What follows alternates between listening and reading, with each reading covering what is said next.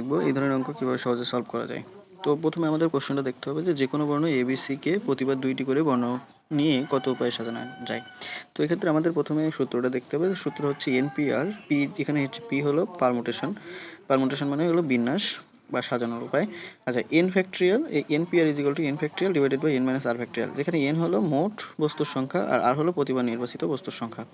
এখানে আবার অনেকে ফ্যাক্টরিয়াল সম্পর্কে অনেকের ধারণা নেই। তাহলে ফ্যাক্টরিয়াল মনে করেন একটা ফ্যাক্টরিয়াল মানে একটা সংখ্যা ধরলাম 3 ধরলাম, 3-এর ফ্যাক্টরিয়াল মানে কি যে 3 ছিল, 3-এর সাথে পরবর্তী যে পর্যায়ক্রমিক যে সংখ্যাগুলো আছে তার গুণফল, এটা হচ্ছে 6। এই হলো আমাদের ফ্যাক্টরিয়াল। তো আসুন আমরা এখন মূল অঙ্কে ফিরে যাই। অঙ্কটা হচ্ছে এই, দেখেন যে বিন্যাস সমেত যে কোনো একটি বর্ণ ABC আছে, ABC হলো তাহলে মোট বর্ণ পাচ্ছি কয়টা, মোট বর্ণ পাচ্ছি হলো 3টা। আচ্ছা, এবার প্রতিবার নির্বাচিত সংখ্যা পাচ্ছি আমরা 2টি, তাহলে এখানে হচ্ছে আর এর মান হচ্ছে 2।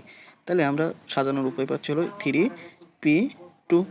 তাহলে এখানে 3 factorial divided by 3 minus 2 factorial, তাহলে এখানে পাচ্ছি আমরা 3 ফ্যাক্টরিয়াল। তাহলে 3 ফ্যাক্টরিয়াল সমান আমরা একটু আগে দেখলাম 3 গুণ 2 গুণ 1 সমান 6। তাহলে মোট 6 উপায়ে এই বর্ণগুলো দিয়ে সাজানো যায়। ধন্যবাদ সকলকে।